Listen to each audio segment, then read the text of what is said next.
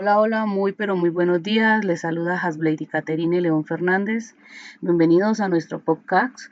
Hoy discutiremos las profundas transformaciones en la educación en Iberoamérica y Europa, centrándonos en las influencias históricas y críticas que han moldeado nuestros sistemas educativos. Este análisis se basa en el texto de Gabriela Ossenbach titulado Bases para el avance de la historia comparada de la educación en Iberoamérica, así como en otros textos de Miguel Ángel Maldonado García, Pedagogías Críticas, y John Jairo Pérez Vargas e María Hidarraga, que abordan la historia educativa de Colombia desde la época colonial hasta el siglo XXI. Para abordar estos temas tan importantes, tengo el gusto de presentarles dos invitados muy especiales. Bienvenidos, profesor José y profesora Sandra. Profesor José, hablemos de las características de las pedagogías críticas. Muy buenos días. Les comento que Ossenbach señala que las pedagogías críticas son clave para el desarrollo de una educación más equitativa y justa en Iberoamérica, al cuestionar las estructuras existentes y promover un enfoque centrado en la justicia. Estas pedagogías buscan empoderar a los estudiantes para que se conviertan en agentes de cambio y de transformación en sus comunidades. Ciertamente, estas pedagogías críticas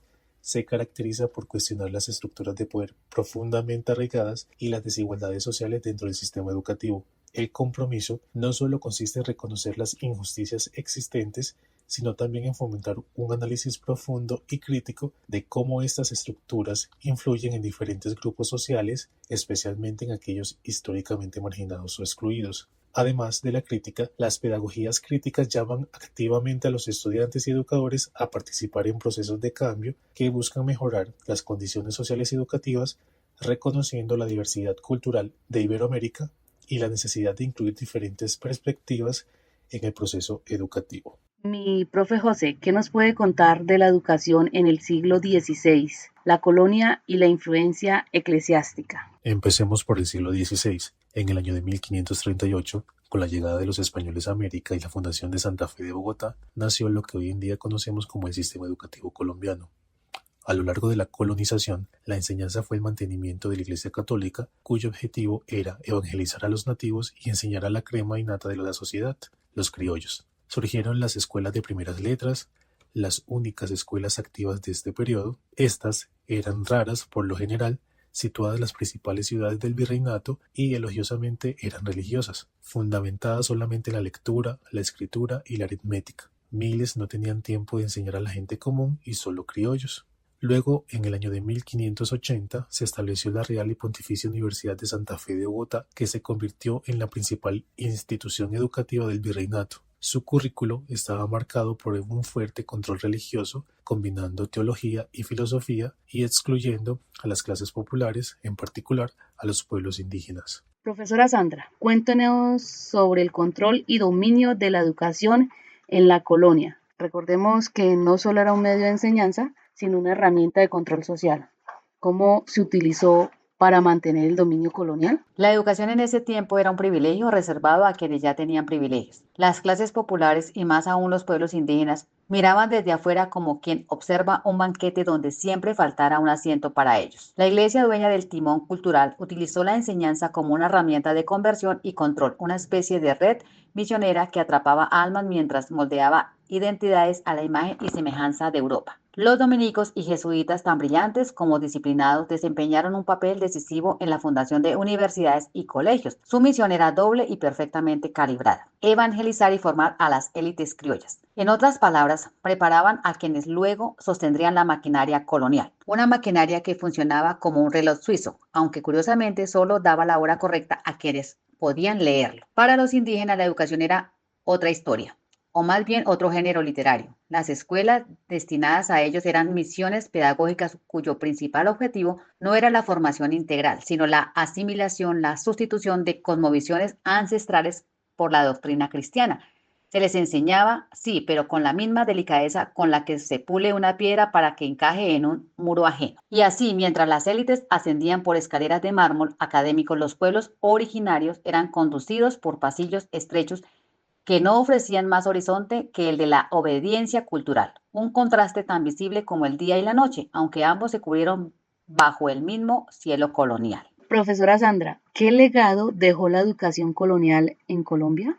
A veces la historia de la educación en Colombia se lee como un largo intento por sacudir viejos cerrojos, solo para descubrir que siempre quedó alguno sin llave. Ya en el siglo XVI, el sistema educativo funcionaba como un cuidadoso reflejo del poder colonial, brillante en apariencia, rígido en esencia. La Iglesia controlaba el acceso al conocimiento con la misma firmeza con la que un maestro del coro marca el compás. Y la enseñanza servía sobre todo para moldear la sociedad según los intereses de la corona. Luego llegó el siglo XIX, con su promesa de independencia, y con ella el sueño optimista, casi ingenuo, de construir un sistema educativo propio, libre de tutelas coloniales. Pero la ruptura política no borró de un plumazo las viejas estructuras. La educación siguió siendo un terreno desigual, como un mapa mal trazado donde las montañas del privilegio seguían bloqueando el paso a la mayoría. La Ley de Instrucción Pública de 1850 intentó levantar escuelas primarias, aunque los esfuerzos se dispersaron como semillas lanzadas al viento. Algunas germinaron, otras nunca encontraron suelo fértil. Persistía la centralización en las élites y gran parte de la enseñanza continuó en manos privadas, como si la República se hubiese independizado, pero la educación aún esperaba su turno. La Ley 30 de 1886, por su parte, subió una luz importante, declaró obligatoria la educación primaria, un gesto audaz para la época. Sin embargo, su aplicación fue tan desigual como una manta remendada con pedazos de distintos tamaños. Se avanzó hacia la educación universal, pero la calidad escolar seguía siendo un anhelo más que una realidad tangible. El panorama comenzó a cambiar con la creación del Ministerio de Educación Nacional en 1952. Desde entonces se impulsaron reformas que ampliaron la cantidad de escuelas y extendieron la cobertura educativa a territorios que antes apenas figuraban en los planos. Hubo intentos sinceros por elevar la calidad, democratizar el acceso y profesionalizar la docencia. Como observan Pérez y Darraga 2019, estas reformas también apostaron por fortalecer la formación de maestros y desarrollar programas de educación técnica. La idea era preparar trabajadores capaces de impulsar el crecimiento económico, una simbiosis entre escuela y mercado laboral.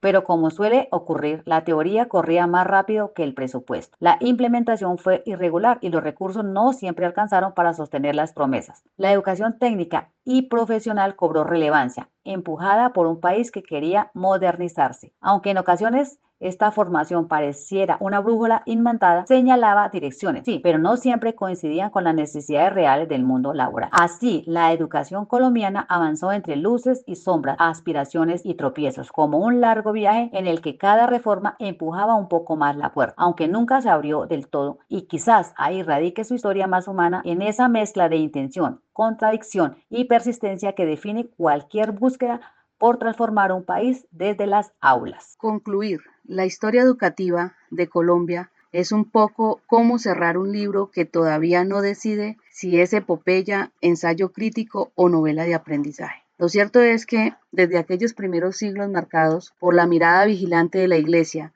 y el peso de las élites, hasta los proyectos modernizadores del siglo XX y las aspiraciones inclusivas del siglo XXI, la educación colombiana ha ido moldeándose. Cada etapa trajo su propio dilema. En la colonia, la enseñanza funcionaba como un filtro dorado que solo dejaba pasar a unos cuantos. En la República temprana, las reformas parecían promesas hechas al amanecer, nobles pero frágiles. Más tarde, con la institucionalización del ministerio y el impulso de la educación técnica, Colombia buscó reinventarse, dibujando un sistema que aspiraba a ser moderno mientras luchaba con viejas tensiones. Y hoy, en pleno siglo XXI, la palabra inclusión aparece como un faro que todos miran, aunque no siempre todos lleguen a él. Pero quizás la pregunta esencial sea, ¿qué hacemos con esta historia? ¿La contemplamos como quien observa un mural antiguo o la usamos como mapa para no repetir los mismos desvíos? Analizar críticamente estos procesos es indispensable si queremos una educación que no solo transmite información, sino que abre horizonte. Porque a lo largo de este recorrido, una constante se repite como eco en una sala vacía: la lucha por el acceso y la calidad, una lucha que no es abstracta sino cotidiana, de maestros que resisten, estudiantes que insisten y comunidades que persisten. Y tal vez ahí esté la clave: seguir trabajando por un sistema que responda con dignidad y coherencia a las necesidades de todos los ciudadanos. Al fin de cuentas, una nación que se piensa a sí misma